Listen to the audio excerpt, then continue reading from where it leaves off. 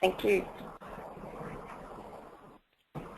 Okay, so welcome everybody to our Making Worm Management Easy webinar. Sorry for the bit of stuff at the start, but we were just having a few issues with some of our presenters and getting their presentations up, even though they worked fine last week. They don't seem to be working today, but never mind. So thank you for joining us for this webinar. I'd just like to acknowledge the funders of this webinar. So firstly, it's Leading Sheep, which is a partnership between Australian Wool Innovation, the Queensland Government and AgForce, and also Making More from Sheep, which is a joint initiative between AWI and MLA. So, oh, sorry, I forgot to say, my name is Nicole Salura and I'm with Dee Dee here in Charleville, so I will be facilitating the webinar today. The program for this webinar is that firstly we'll have Maxine Lyndal-Murphy, who's the Senior Parasitologist at Dee Dee's Wormbuster Lab, and she will be initially talking about choosing the right drench and worm checking. Next will be Phil Bell, who's a producer from Miltonise in the St George area, and Phil will be just talking about some of the things he does on his property to manage and control worms. Next will be Mark Murphy, who's from Karbullah at Goondiwindi, and Mark will be particularly talking about breeding and using ASBV to breed sheep for worm resistance. Next will be Noel O'Dempsey, who is from Linallie at Texas, and Noel will be talking about the 3 key things that he does on his property to manage worms. Finally, we will come back to Maxine, and she will briefly talk to us about Wormboss website. So just for those who don't know, so how can you ask questions during this webinar? So obviously at the moment you guys are all muted, so you can't talk and ask questions that way, and that's primarily so that we can keep the background noise to a minimum.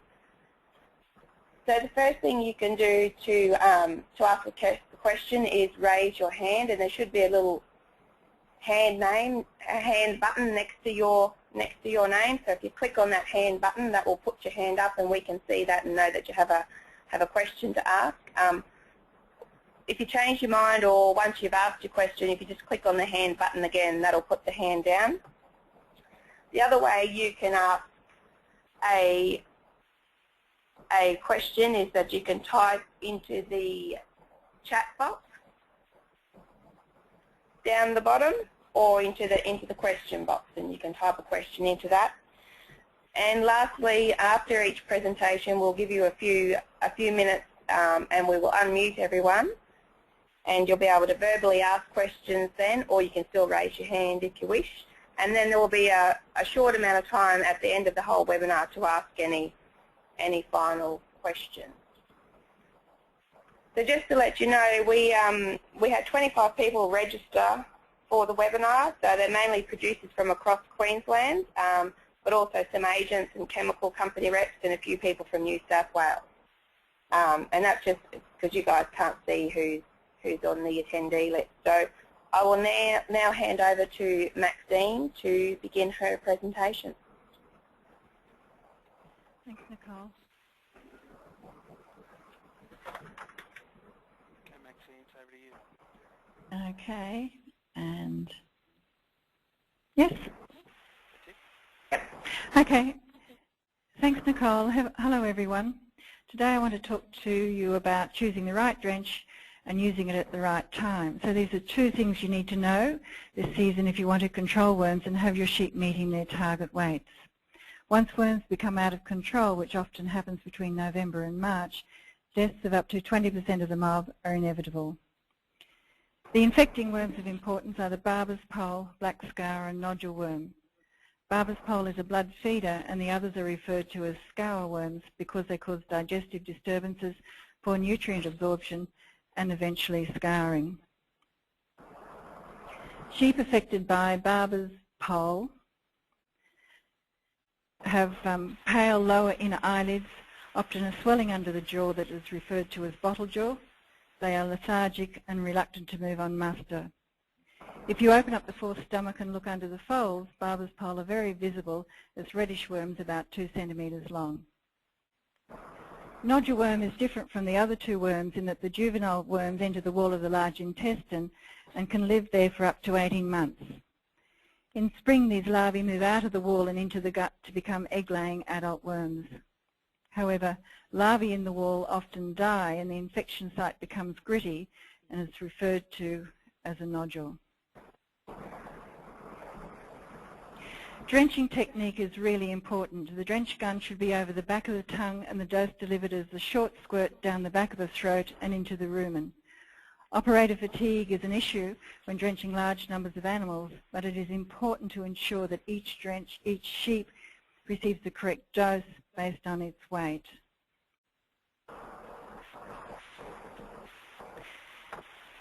The proviso with all drenches is that they only kill susceptible worms. To find out the right drench for the job, you should always do a drench resistance test. If you have not conducted a resistance test, then at least conduct a drench check at day 10. Greg, can you start the drench check poll, please? Yep. Some commonly used drenches in Queensland are the long-acting drenches to control barber's pole. Now, long-acting drenches not only kill worms resident in the host at the time of drenching, but they also continue to kill any larvae eaten with the greys for an extended period of time. They are said to have persistency.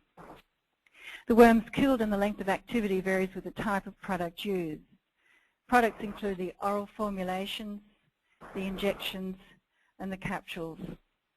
And Cydectin LA should be dosed with a primer drench to make it multi-active. Can I just pull you up there, Maxine? Which poll did you want? The drench check. Okay. Can you just give them a time? To everyone out there, I'm just about to set up a poll. When you receive the poll, if you could just give your response, please. So this is the drench I'm talking about here, a day 10 drench check.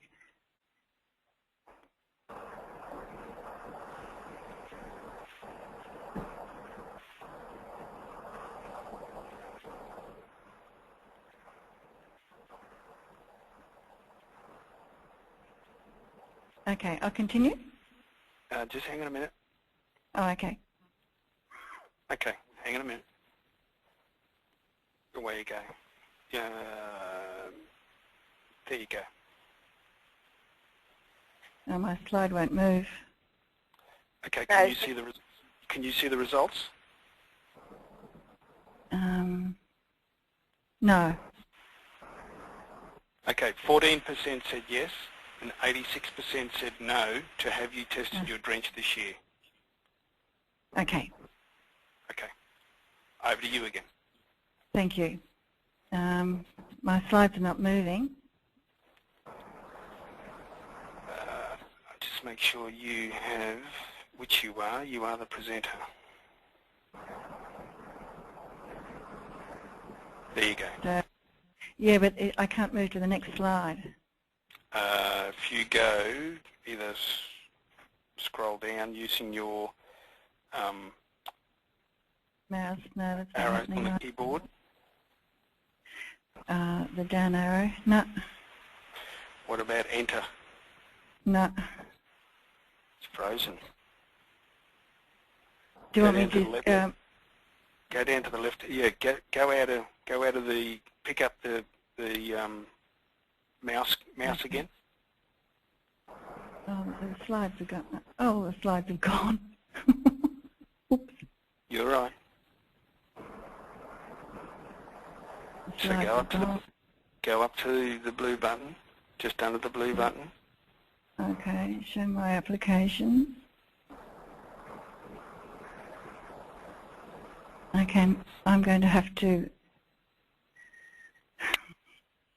cancel. These slides have gone, I'm sorry. Because that's the only one that's left there. No, I don't. No.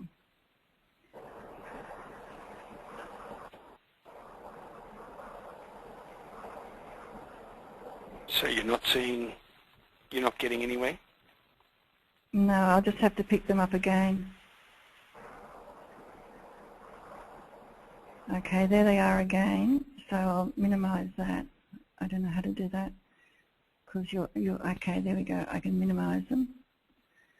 Okay, now another blue button. Okay, we're not seeing your screen. Now we are. Okay. Yes. Barbara's. Okay. So we got down to there. Yep. All right. So these are short-acting drenches. I'll just get this pointer. All right. There we go.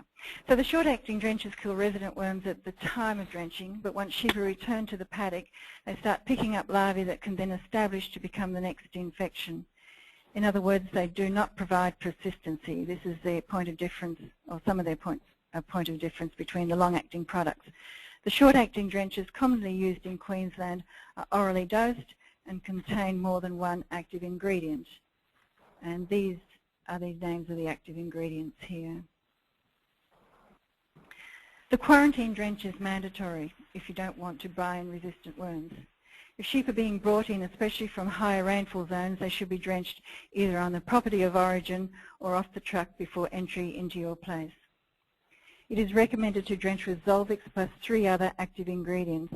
Don't mix these products in the drum, but drench each one separately. Hold sheep in the yards for about 36 hours to ensure eggs empty out of the gut, and then move sheep onto wormy paddocks, not clean ones. Drenching at other times should be based on worm testing, but many producers still rely on visual clues. I picked up the wrong lot of slides, but anyway. Okay, so this tail group here are the only ones that will show any signs of infection, and that's often when they're very wormy and about to die.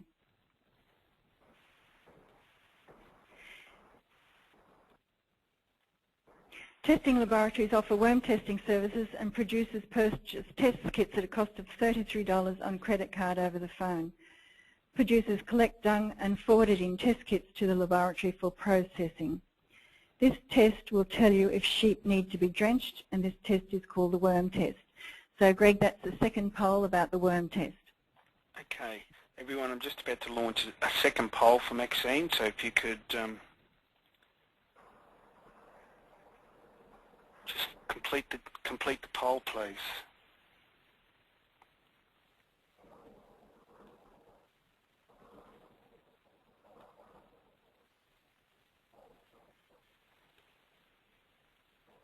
Just 86% finished, Maxine. That's excellent. Just about getting 100% of votes. Just got to wait there. Okay. Or close it off early. I can do either. Okay. 93% voted. Almost there. Pardon me.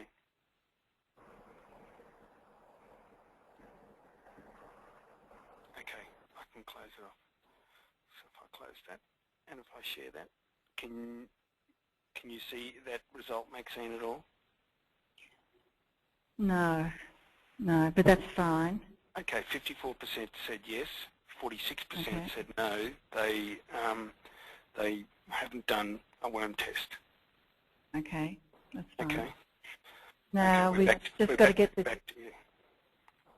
We've just got to get this back on screen again. Yeah, just go up to where you picked up the laser pointer, and you want to go into normal mode. Yep. And then go back down and then go into presentation mode for your PowerPoint. I need to get rid of this pointer. It's stopping me from doing stuff. Yeah, go up to where you picked it up, and go into automatic normal mode to bring back there you go. All right. All right. So. Okay. When to worm test? Worm test in August, November, February and April. Test more frequently in a wet season or less frequently in a dry season. But across the group in southern Queensland, the November drench is one of the most important drenches across the region, given that that's often the time when rain is falling. So when you do a worm test to guide your drench resistance, your drench decision, a count of 500 eggs per gram for weaners or up to 800 eggs per gram for wethers is the trigger to drench. Pre-lambing sheep should be drenched if any worms are present, as the ewe's immunity against worms fails just before lambing and in early lactation. Another point to remember when you're worm testing is if the mob is extremely large and there is a long tail, you may need to use two worm test kits to gain a true picture of the worm infestation across the mob. Alternatively, you can just collect dung from the tail group, if you can do that, as this group of sheep, if they're wormy, will force the whole mob to be drenched.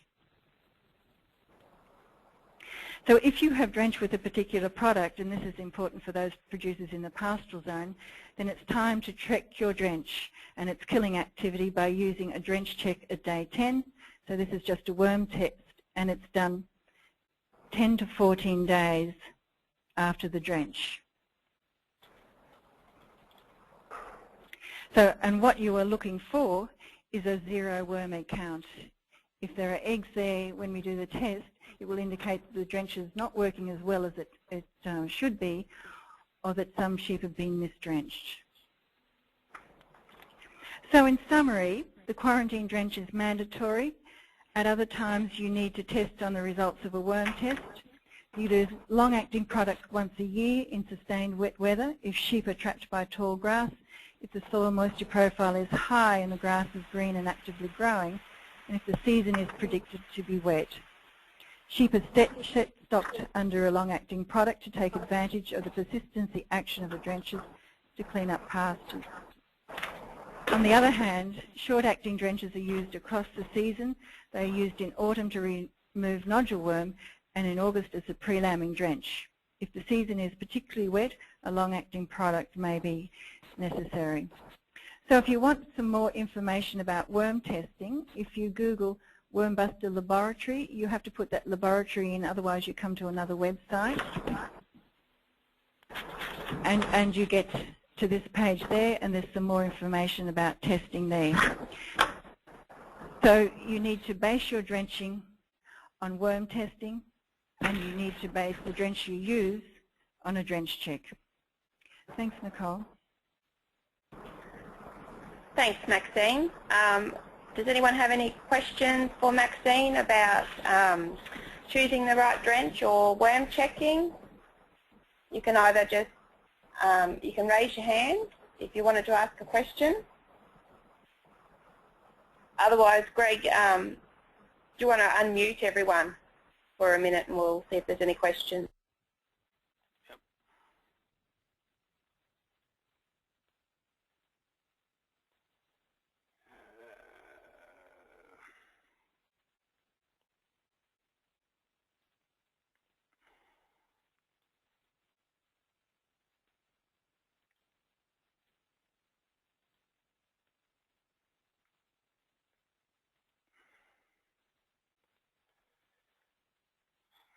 Unmuting is the issue.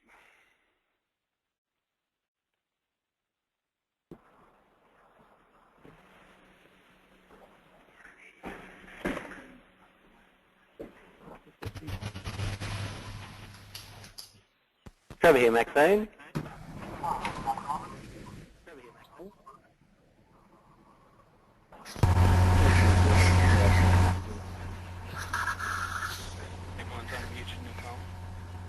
Thanks, Greg. I can see we've got a couple of raised hands, so if we could just go to Pat Haggerty first. Pat, do you have a question? I'm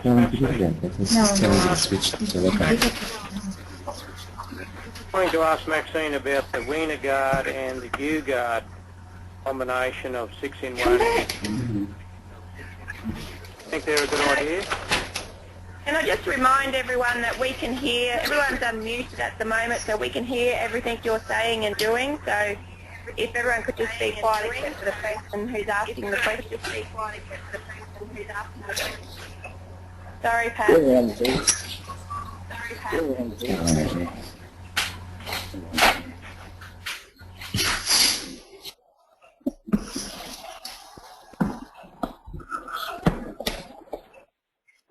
Greg, you might have to mute everyone again and just unmute Pat. Everyone's everyone else is muted except yourself, so go ahead with your question. Thanks, Greg. I just wanted to ask Maxine, we have used both U-Guard and Wiener-Guard as a combination drench and 6-in-1 vaccine when we landmarked last year, and also when we when we scanned our ewes, and they seem to be in beautiful order. I just wondered if she had much experience with those and thought that they were a good product to use.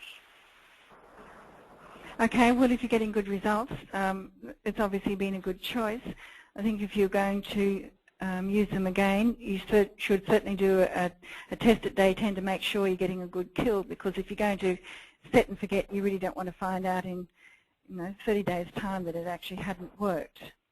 So what region are you in? You're near St George, are you? No, I'm west of Longreach, Maxine. Oh, you're a long way west, yeah. So you have had wet seasons, have you, or is it dry at the moment? Wet season last year, but yeah.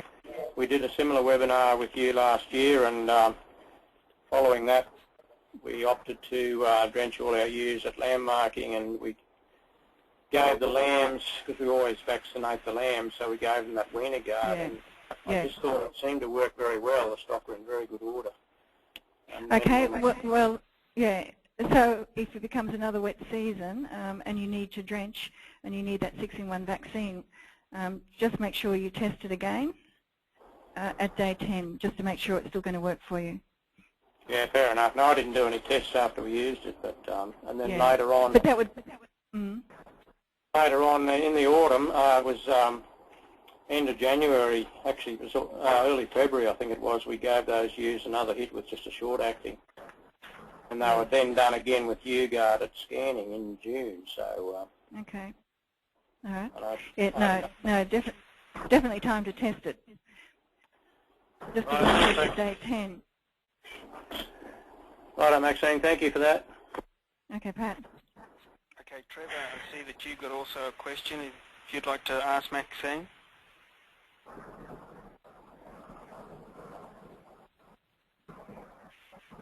You there, Trevor? Yeah? Yeah, you've got your hand raised for a question. If you want to, you're unmuted, you can ask Maxine. Yes, I was wondering, she's mentioned something about when using Cydectin injectable, about a primer drench. What's that about? Okay, there's some research work coming out to suggest that if you want to protect that Cydectin because of the potency aspect of it all, that you put another drench in there, another active to protect the Cydectin. So you would just use some short-acting product. And where are you? You in a similar area? Goondiwindi. Goondiwindi, okay. Yeah, so if you put just a short-acting product in with it, that should give you a better kill and also protect the drench.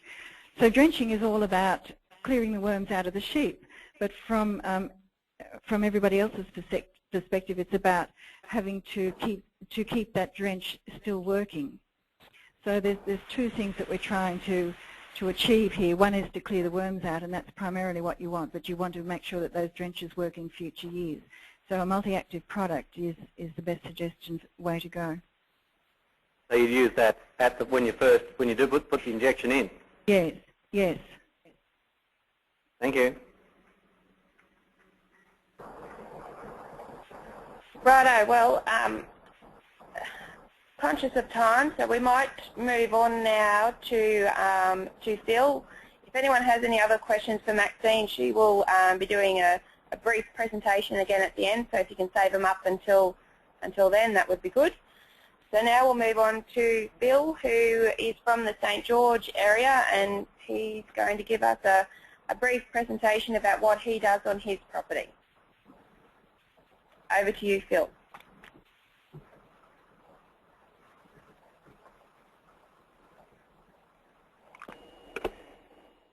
I'm on there now, Nicole? Yes, you are. We can see everything there now, Phil. Thank you. Oh, fantastic. Yeah, well, first of all, thanks for running this. This is good. The technicalities of modern communications are notwithstanding. We're on Miltonise, which is between St George and Bowen. in the mulga country. It's nominated on all the reg maps. We're away from the river, so away from the irrigation country and that sort of thing. And we have a mix of country types from Brigalow, Balar, black clay, right through to the box, eucalypt, wilga, and then almost pure mulga stands with their red clay to really red sandy loams. We run a mix of breeders, sheep and cattle, about 80 to 20%. And let's go over to the next one. Yeah, we're principally a merino wool breeding operation, selling our wethers after hogget shearing. That was what we did prior to the 10-year drought that went from 99 to 2009. We're in the midst of changing that aspect now because of the value of the meat on the young sheep. So when we get up to our proper ewe breeding base numbers, we'll probably sell the lambs as weaners. Although the recent jump in the wool price in the wool market helped confuse that idea a little bit. But yeah, that's probably what we'll do. We run a very straight type of merino, very plain, no wrinkle, with a long white staple, no fleece rot, and have focused on that in our breeding program for some time now. We ceased mulesing in January 1994. We could see the writing on the wall. It just wasn't going to be something that was going to be compatible with marketing. Still doesn't seem to be. And the other aspect was just couldn't understand why we're being employed to cull young breeders at 45 to 60% every year, do it all again, send all your young breeders off the place, so all your acclimatised sheep, or a big percentage of acclimatised sheep were gone, and just to bring up some breeding objectives that never seemed to work. So that was the two main reasons for ceasing mulesing. Not wanting to bring that in as a political issue, but that was just something we did. We breed Charolais and Ile-de-France sheep, which we have been involved with setting up a genetic base for those two breeds. They're both white-wooled meat breeds with high fecundity and meat yields, good mothers and fast growers, and because they're white-wooled meat breeds, they're very, very compatible with the merino ewe, who contributes the highest influence on the meat lamb industry. In terms of her genetics over the industry, she's still the highest contributor. So these two breeds were researched to be very compatible with that merino base, and because of the wool market doldrums that kept going after being told we're just about to turn the corner, hence our interest in maintaining our merinos but giving us another option with the meat market. As for worm management, we've been part of the initial Wormbuster program since its inception. We do very regular worm fecal egg count tests using the kits from the DPI lab. They're 30 or 35 bucks. Cheap as chips, I reckon. Really good value.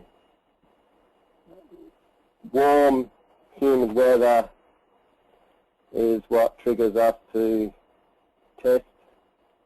Although after the floods of last year, it doesn't necessarily have to be warm, humid weather but as Maxine was saying, anything that starts growing grass with a post-growing event of humidity is reason to start testing. We have had to drench very little in the last 10 years, and part of that is a result of making sure where the sheep are going has been monitored, and it's just been a simple system using that DPI lab test. Any new sheep onto the place, whether it's one new ram or 500 new ewes, they're all quarantine drenched. We've done that for many years now. I don't know whether that's contributed to minimal worm problem, but the data and the science behind it surely indicates that. The other thing is that we will give our ewes a pre-lambing drench, even if counts are very low. We seem to find that allows the ewe to get over that initial very low resistance she has to worms while she's just before pre-lambing and while she's lambing down, and getting that new little lamb to be able to walk to water with her. So that's it's interesting that I've been to field days and people don't drench their lambs. They'll drench the ewes. I just don't understand that. So that's what we do. And then the ASDPs, or Australian sheep breeding values, we use them in genetic selection in relation to worms. We breed our sheep to a type, and when we find something that genetically suits us, then we look at the data on worm egg counts, fat and eye muscle. Those three aspects of breeding values are showing up more and more as being very important for the ability of your future breeders to deal with the worm burden. And yeah, that's just on the worm side of things. Other ASBVs are used for other attributes such as wool and meat. The other aspect of the worm management is that following recent field days which have been organised through leading sheep, we've attended fecal egg count field days, which, apart from being a lot of fun, we're now moving towards funding a microscope test kit so that we can do these tests on a far more frequent basis, and also that'll allow Maxine to go on holidays more often. So hopefully she'll be around for quite a while yet, because she's a mind full of energy and information, and I'm glad she's here speaking today. And that about covers us today. Thank you very much. Thanks, Phil. Once again, if anyone has any questions for Phil, we've got a couple of minutes now. If you wanted to raise your hand, then we'll unmute you. Otherwise, you can send it via the question box or the chat box. But if you have a question now, if you just want to raise your hand, and we'll get Greg to unmute you and you can ask your question. If there's any questions for Phil.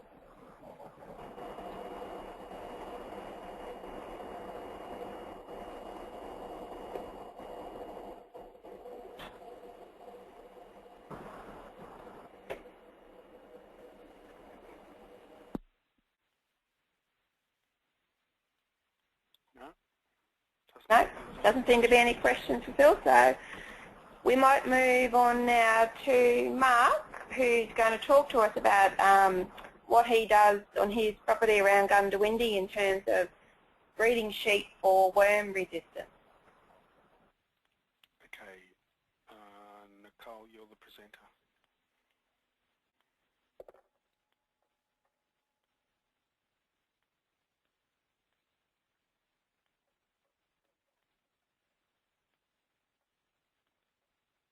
Tell me when you need me to talk, Nicole. Yeah, Greg, can you just tell me what I need to... Oh, that's show my screen. Play button. And then down below it is share my application. Yes. Just open that up. And then you'll see the presentation in there. Okay. And then just go into presentation mode. There you go. Yep. So you can all see that? Yep. Yep. Okay, over to you, Mark. Well, thank you. Unfortunately, I don't have control of this, so there's a red dot I was going to use, so we'll see how we go. My wife and I have got a stud north of Goondiwindi, and I know a few people that are on the webinar here today are familiar with our sheep and where we come from. We're on the top of the jump ups. Next, please, Nicole.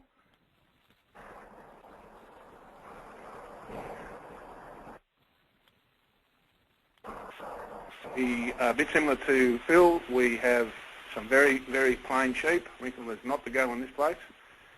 And also temperament is pretty important to us, as shown there. Next photo, please, Nicole.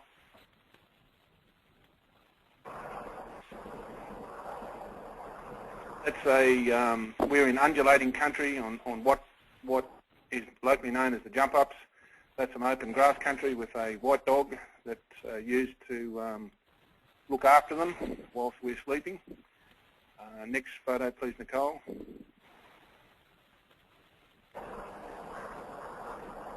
We also have incorporated some Omi and saltbush into old cultivation country, having a bit of a hassle getting female pastures involved in there. What you see between those rows is a fair bit of what we call dog burr, which is not crazy easy to get on top of. So, but now we're working on it. Next photo, please, or next slide, please, Nicole. I asked to put some points forward as to what are the main points we use in our drench or our worm control. One of the first things that we did that I thought was pretty constructive is back in 1992 we actually stopped drenching our stud ewes. That might seem strange, but that's what we did. We removed any ewes that show a worm burden at all, and over the last summer, which was a pretty wet period and the worms were a bit of an issue, we drenched 0.9% of our ewes. It was actually 10 ewes out of nearly 1,100. 1,050 were joined, and not one of those ewes was drenched at all over that summer period. In our ram selection, we use WEC and carcass ASBVs. Now, WEC is a worm egg count, and what we provide to Sheep Genetics Australia is an egg count on our rams in late autumn, and they give that information back to us in a what they call an ASBV for WEC, and that incorporates, because we fully pedigree all our sheep, there's 10 years plus of full or mostly full pedigreeing behind those sheep, so we're able to build up a pretty good picture of what sort of a ability that sheep has to handle some worms. And we combine that with our carcass ASBVs. We also do some time control grazing. We're not religious at it, but it helps us, especially this time of year, to enable our lambs to be on a reasonably fresh grazing on a reasonably regular basis, and it also enables us to keep a close eye on what the sheep are actually doing. And the fourth one I put in there is we preg scan every year. And the reason I put that in, we also separate the twins. The reason is that if there's any sheep hitting the wall and they haven't had a worm burden, 9 times out of 10 they'll get picked up as not being in lamb. So that to us is a pretty important tool. Next slide, please, Nicole.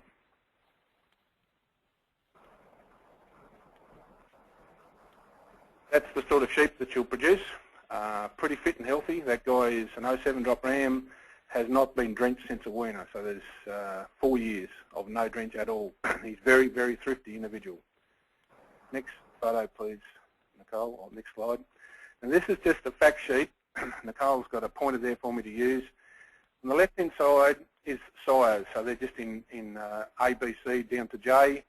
The next colour is the number of lambs that were born to each sire that particular year. The idea being that the only reason I've got that there is it was obviously a good supply of lambs born. There's 2 rams down the bottom are introduced. They're in that bottom group. So we've tried to divide them up into what's high muscle and fat ASBV size and also low muscle and fat ASBV size. And I'll give you a bit of an idea of what happens. The next greeny sort of column is the percent of lambs that either didn't make it to weaning or needed major management intervention to stay alive. Righto? So that's the top one is not one of his lambs needed assistance and everyone arrived at weaning time. Right down to the bottom where 23% of that ram's lambs required major assistance or did not reach weaning. If we go across to the ASBV columns, the light purpley ones, that's their muscle scores. So that's an ASBV for muscle and for fat. And these two are really important for fitness, give you an idea of what fitness levels the sheep have. Now you can see on that top group there, the fitness levels, those numbers there. And if you're not familiar with ASBVs, there's a webinar on ASBVs, I think in 14th of November. It's something you need to get yourself up to speed with as to what it is all about. I don't have time today to describe too much in detail, but these two here, fat and muscle, are the 2 major inputs into a fitness of an animal. Now, if you're positive that is heading in the right territory, the fat cover we need to be somewhere around 0.5 or better, and muscle, if we're getting around 1.5 and better, we're cooking with gas. Right? So when we go down the bottom there, on the very bottom group, we'll see some negatives turn up. And 2 of the sires down there are 2 that we introduced that particular year, and 2 of them are rams by introduced sires that we used that particular year. When we go over to the next column, we then see the ASBVW on WEC. Now what you'll find is there's not a very good correlation between the WEC and survival on some of those rams. So up the top end there, anything that's about -30, minus being very, very good or heading in the right direction, anywhere that's -30 or better, we're starting to cook with gas. So that guy that's at -51 and -71, they are cruising along beautifully. And -30 is probably minimum of what we want. You go down underneath that, you see some positives.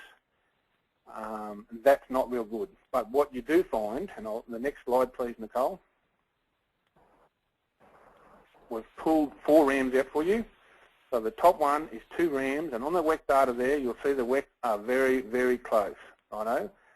But you look at the, go across to the lambs assisted, and in the green column, and we look at a 0, and we look at 21%, and that is absolutely horrendous. When you look at the ASBV for muscle and fat, you can see why, righto? And those sheep are being sold in the industry this very day and bringing top money. They are not what you want to breed if you want to handle stuff, if you want to breed sheep that handle worms. We go down to the next 2, please, Nicole. Those 2 rams there are actually half brothers, righto? So their WEC data is, there's a bit of a gap there. There's 18 points difference. But what that should indicate is that bottom ram is by far the better ram than the top one, righto? But we look at, when we go over and look at lambs assisted, we find it's arse about. And there it is there. And the reason is that the bottom guy's carcass data is nowhere near as good as what it needs to be. Even though the ram looked okay, that he's 0 for fat and he's plus 0.4 for muscle. He just wasn't good enough, and his progeny could not handle the conditions at all. Next slide, please, Nicole. And this is a testimonial from a client of ours up in, these guys are at Bundara, 30-inch rainfall. They're mostly light granite, trap rock type soils with some super native pastures. I'll give you a bit of an idea what sort of egg counts they get up to. This was a group of lambs a few years ago. They had an average egg count at lamb marking of 260. 6 weeks later, their average egg count was 12,500, with the top one being 76,000. Now they've gone from that now, next slide please Nicole, or next picture, I hope there's one after that, there it is. So that photo was taken about 2 days ago, that's the style of sheep they've got now. Now a few of the things that have happened is that the egg burden, the high egg burdens have reduced drastically. They reduced the drench that they're using. They have a major increase in body weight, so their ewes have increased in the last 4 years, have increased up to 10 kilos in body weight. They've had 20% increase in lambing percentages, so they're making a lot. They're getting a lot more lambs on the ground. They're making a lot more money out of their sheep. They have terrific fly resistance. They do not backline their sheep at all. They have stopped mulesing their sheep 5 years ago. So when they actually sell their castrated ewes this year, they will have absolutely no mule sheep left on the place. That's the style of sheep they're now producing. And the rams that they buy, they pay very, very close attention to the ASBVs on fat and muscle. And they don't mind if the WEC data is a bit high, as long as that does not inhibit the growth of the sheep. And what they're finding is that these sheep are absolutely thriving in their environment. One of the take-home messages, I hope, is that you need to get to understand ASBVs and how that helps you in your ram selection and what it will do for your sheep at home. And one of the huge pluses, if you get it right, is A, you'll handle worms, and B, you'll have a huge increase in fertility. Thank you. Nicole, we have one question. Yep. Do you want to unmute them?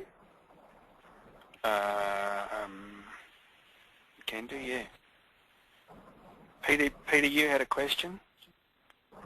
Did you want to say it, or do you want me to say it?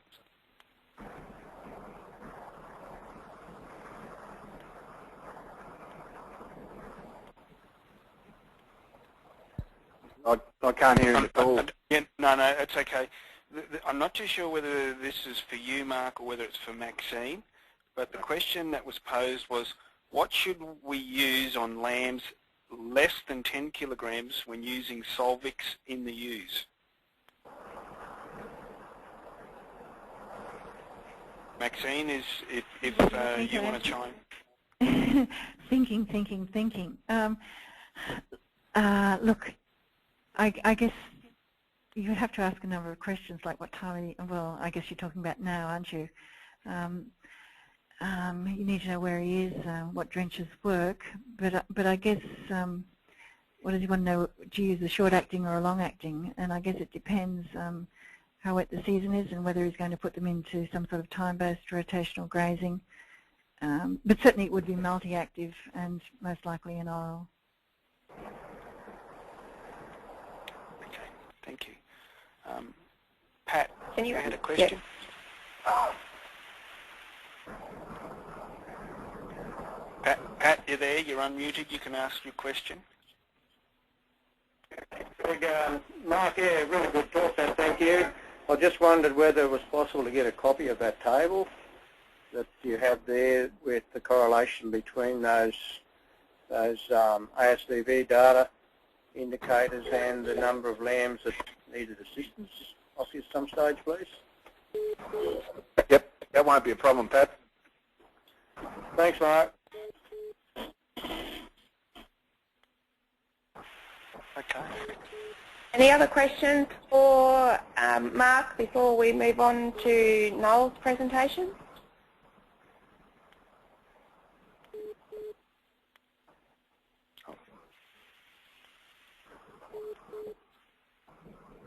All right to go?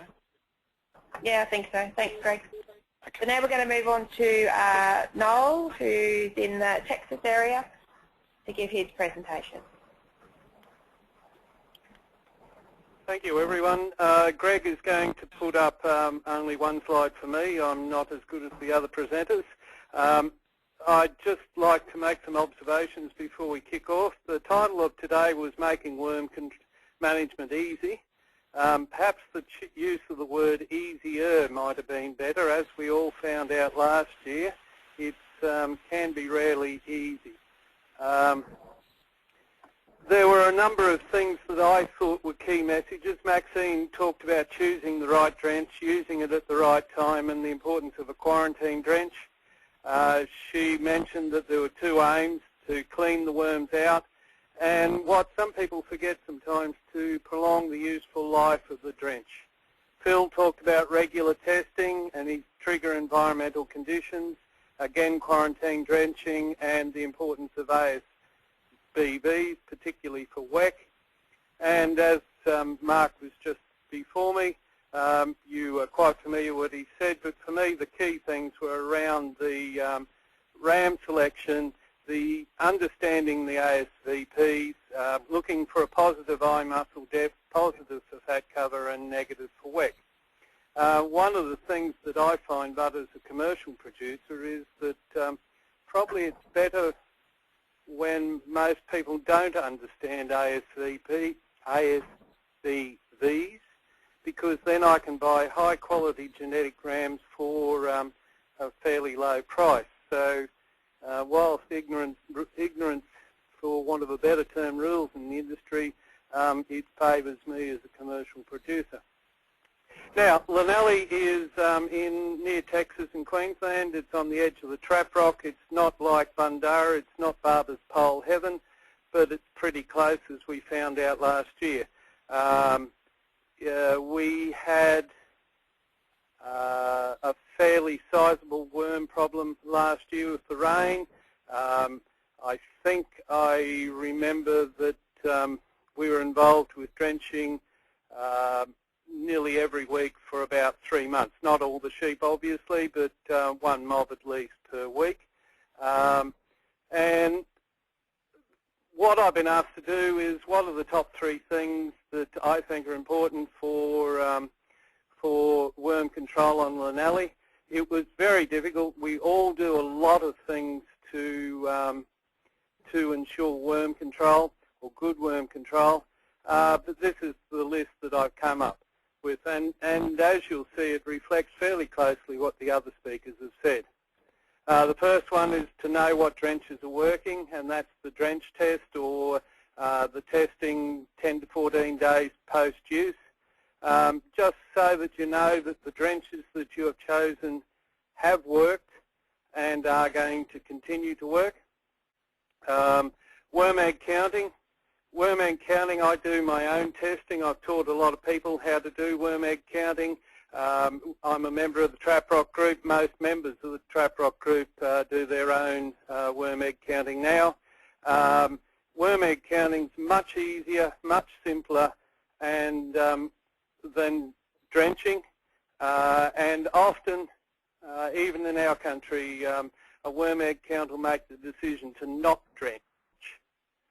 Much easier to do. There's always a temptation when sheep are in the yards to grab them and throw a drench down their throat. Worm egg counting makes that decision much more informed. You use drenches a lot less often. I had a look back through some figures. When it was dry, I was down to about 1.5 drenches per sheep in any one particular year. So some groups got a little bit more, some got a little bit less. Last year, the group that I treated most often got 6 drenches over the year, but there was a particular reason for that. For the adult wethers, I think I drenched twice, and for some other sheep in between those 2 figures. The final thing on my list is select rams for low worm egg counts. I do that. I pay a little premium to my stud producer for those rams. Well worthwhile. I don't particularly like drenching, and I'd much rather select rams that are going to eliminate or reduce the need for drenching rather than continuing to do what we may have done in the past. There are some producers here, and I was talking to a bloke the other day who said, look, all you have to do is drench your sheep every 6 weeks and you'll be right. Well, to be honest, I don't want to drench my sheep every 6 weeks. I prefer not to drench my sheep at all if I could. And the use of low worm egg counts through ASBVs is the way to go, certainly, and those rams are certainly worth a premium. And the information that Mark had was interesting and useful. That's a basic summary. There's obviously a lot of other things that we do for to reduce worm burdens on the property, but they're the 3 that I think are most important. So know what drenches are working, worm egg counting. The Wormbuster Laboratory and other laboratories provide a great service, but I find that myself being able to do my own worm egg counting means I can do it more often in more paddocks and get a much more informed result.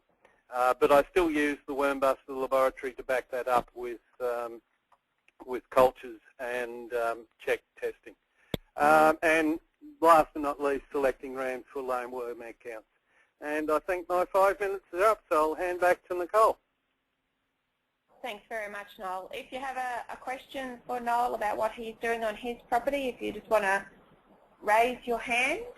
I can see, Diane, you've sent a question through for Mark, but I'll just wait till the end and I'll open it back up to questions to all the presenters. So if anyone has a question for Noel, if you want to raise your hand.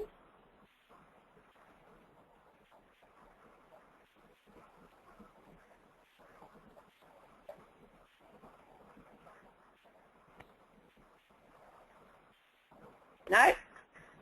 Okay, we might move on to just go back to Maxine, who's just going to wrap up the main presentations, and then I will just have a brief talk to you again before we finish off. So over to Maxine again. Nicole, do you want to ask that question that's in the box before we move on? No, because I'm going to open it up to questions for everyone at the end. Okay, Maxine. Okay, over to you, Maxine.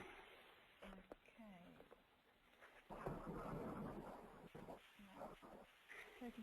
Can you see that screen, Greg? Yep. All right. So this is the Ask the Boss website, or Wormboss website, sorry. And if you just go to Google and Google wormboss.com.au, it will bring you to this page, and it's a lot easier than trying to remember to go through this grow. So Wormboss has a fairly complicated place at the moment, and there's a lot of information that you can look at, and it is a national repository of a lot of knowledge concerning sheep, and there's a lot of Queensland appropriate information. So what you need to do is to go to this Ask the Boss, but I think most often you have to scroll to the bottom of the page and then click it through. Greg? Oh. Yep, it'll come. Greg, is this up on the screen? Because my screen borders are flashing. No, I can see launch and Ask the Boss. Okay. Screen sharing is now paused. Okay, it's because probably you're trying to get into that second link, and it's probably not going to show it. Okay, well I can go back to the saved version if you like. That'll do. All right, so I need to get out of this, don't I? And show. All right. So can you see that now, Greg? Correct. Yes, I can. Just go into the presentation mode. Just go into presentation mode for the PowerPoint. There we go. That's it. All right. Okay. Okay. So you Google wormboss.com.au, or just Google Wormboss, and this screen will come up. And what you're mostly interested at this point in time is the Ask the Boss section. And what you're going to have to do is to scroll to the bottom of that page and click on Consult the Boss. This comes up with a series of little boxes like this, and it asks you, for instance, what shire do you live in, and a whole series of things after that about your worm egg count, the age of your sheep, have you done a resistance test, are you going to put these sheep back into a paddock, all those sorts of questions. And then at the end of it, you'll come up with this report. And I think what I've done here is I've put in Peru Shire, lambs at foot, worm egg count 800 to 1200 eggs per gram. You're returning these sheep to the same paddock and your drench resistance status is unknown. And this is the report that comes out. So if the season is wet, worm numbers can be high, production losses and even deaths. So it runs you through all the information there. And okay, is this going to move? No, there we are. And this is the bottom of the screen. So it's actually quite a long report. And if you read all of that, it will give you a fair idea of what you should do. And I guess at the end of the day, if you cannot shift the sheep to a safe paddock, you do a worm check every 4 to 6 weeks. So there's information there about the worms, the drenches, and all that data. But basically, I just wanted to show you how to get to that report.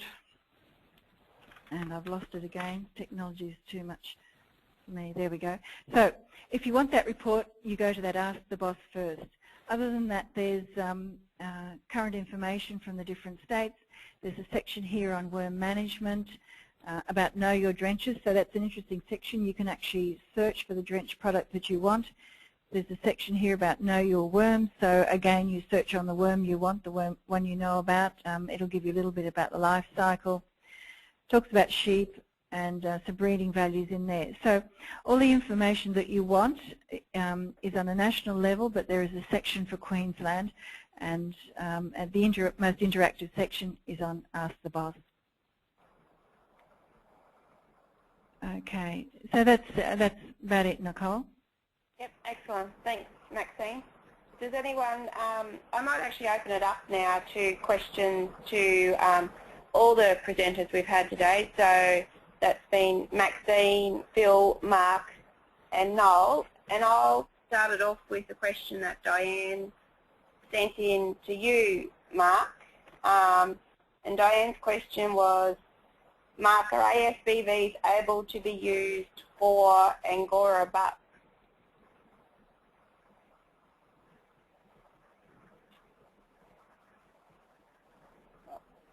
Mark's muted at the moment. Hang on.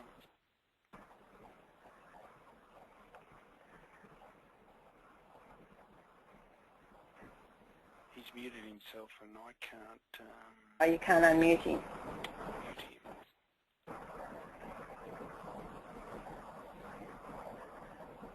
That's all right. Well, Diane, I'll make sure if we can get an answer to your question, and I can send it to you. So if there are any other questions for any of the presenters, if you just want to raise your hand, if you've got a final 1 or 2 questions before we finish up.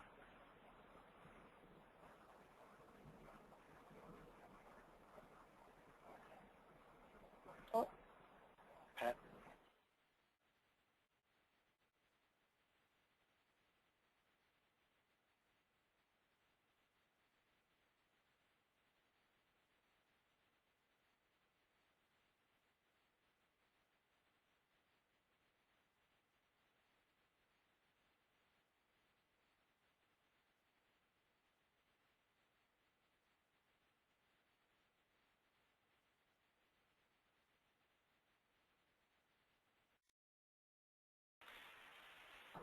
You might have to, can you try and unmute Pat?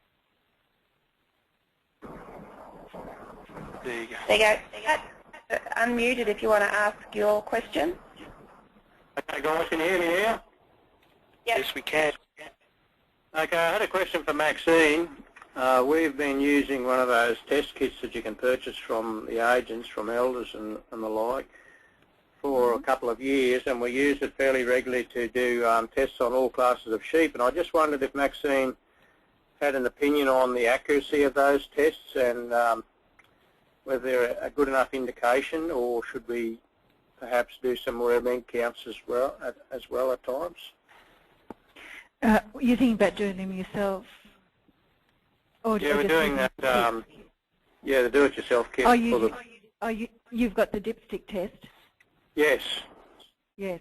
Okay. I think with dipstick you need to do them quite frequently until you get that change from the yellow to the green, and you've got the opportunity to actually sample more mobs. So when you're coming into this season, you look at coming in once every week rather than a test maybe you might do every couple of months, a worm test using the kit.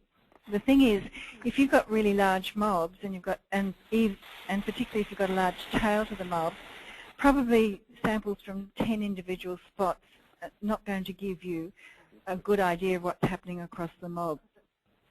So if you can actually see a tail to the mob and you can sample that group, that will probably give you a better idea of how wormy they are, because most often, unless you cut that tail off the mob, that mob is forcing the whole, that tail group is forcing the whole of the mob to be drenched.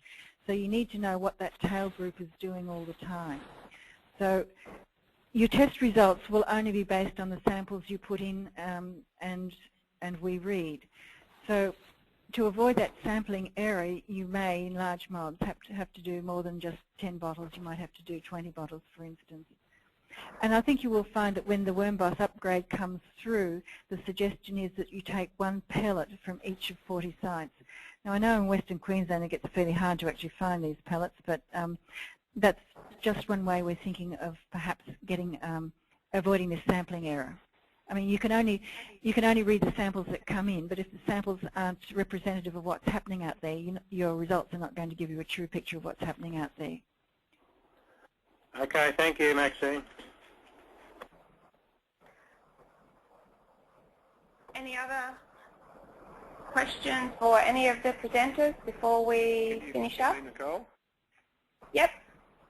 It's Mark here, just trying to answer Diane's question. I'm not familiar with what the goat industry is up to, but if they're doing any egg counting at all, you would have no trouble getting EBVs for goats. But I'm not familiar with where they're up to at that at all. Yeah. Diane, we had a comment from another person here saying that, yeah, the goat industry are using ASBVs, but not sure for what trait, and it will just depend on whether the stud that you go to is using ASBVs or not. So there are some goat studs out there that are using ASBVs. There won't actually be ASBVs too, that's the other thing, because AS stands for Australian sheep. Yeah. So they'll have an EBV, but it'll be different terminology. Yep, that's true. Nicole, did Any final question? Sorry, Greg. Alison did have her hand raised. I'm unsure whether she still has a question. Alison, did you have a question? You're unmuted if you want to talk.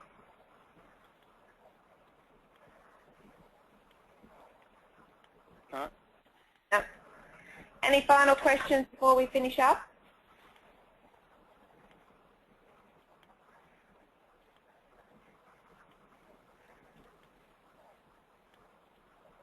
Greg, if you want to put my final slide up. Yep. Yep. So once again, I just want to thank our 4 presenters for giving their time today to present to us. So Maxine, Phil, Mark and Noel. And thank you to Greg for helping to organise the webinar. Also, once again, just recognising the funders of this webinar, so that's Leading Sheep and Making More from Sheep. Just to let you know that we are recording the webinar today, so that recording will be available when the Leading Sheep website is in the process of being updated. So when that's completed, the recording will go up there. If you want it before then, because that might be a couple of months, if you want it before then, I'm not sure the size of it, but we can probably get it to you somehow. Also, there is an evaluation associated with the webinar today, which I will email to everyone who's participated shortly after the webinar. So if you could please fill that out and give us some feedback on the webinar and what we've presented here, that would be great. And once again, thank you to you, our audience, for participating and asking questions by raising your hand and answering the poll. That was really good. And just to let you know before we finish up, we've got a couple of events coming up, one of which Mark has already mentioned. So we've got an ASBV webinar on Monday the 14th of November at 1 p.m, so that's in a couple of weeks' time. You should receive some information about that probably on Monday, I would say. So if you want to know more about ASBVs and sheep breeding value and breeding for various traits, please join that webinar. Also, for those who are in the Longreach district, we're having a nutrition forum at the Ag College in Longreach on Friday the 25th of November. So you should see some advertising for that shortly. So it would be great to see, for those of you who are up in the Longreach district, see you at that forum as well. So that's it from me. You'll see on your screen now that's the Wormboss website that Maxine was talking about, but she's right, it is easier just to Google Wormboss and find it that way. And then also Deleting Sheep and Making More from Sheep website. And that's it from me. So thank you everyone for participating. There's one hand raised and one question typed in. Okay. Righto. So do you want to unmute the person who's raised their hand? Yep. Ranald, you're unmuted if you want to ask your question. Oh, thanks, Greg. Look, yeah, Ranald Noble from Blackhawk. Just looking at your advertisers or supporters, AWI, they were on the Quantum program, the ABC program, a couple of months ago about looking at the gene from the red Maasai breed in Central Africa. Does anyone have any further news on that program, looking for that worm-resistant gene?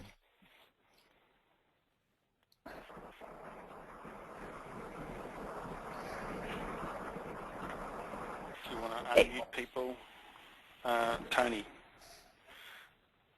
Why? Tony Voitin?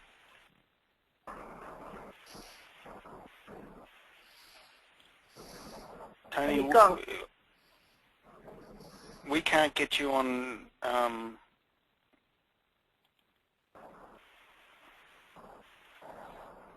your audio's not in, Tony.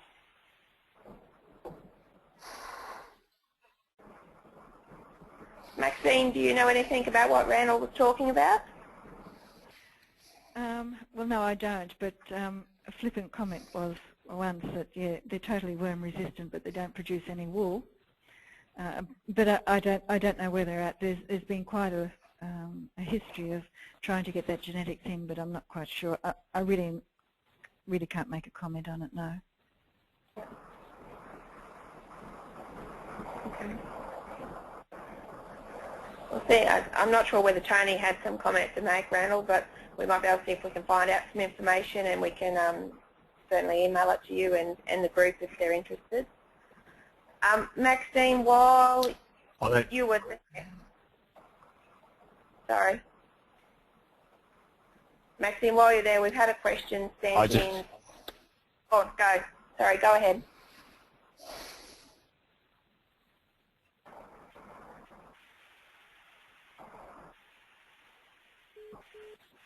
No? No. Maxine, we've had a question sent in from Alison, and she's wanting to know how do I know which short-acting drench to change from. I can't quite read Alison's question properly. Can you read it, Greg? It's sort of all tiny. Yeah, she's basically, I'm a newcomer to the world of worm testing. How do I know which short-acting drench to change to from worm egg count results? Okay, well, it depends where Diane is, and if she's in a high wormy area, I guess there'll be a lot of drench resistance in the worms in her goats. But I guess the first thing I would have to say is that there are only 1 or 2 products that are registered for use in goats. So she should really ring me, and I can walk her through the process. and then maybe she might have to get a vet if she's selling into the human food chain. She needs to be fairly careful about residues, and maybe a vet might be able to prescribe something if that's appropriate. Okay.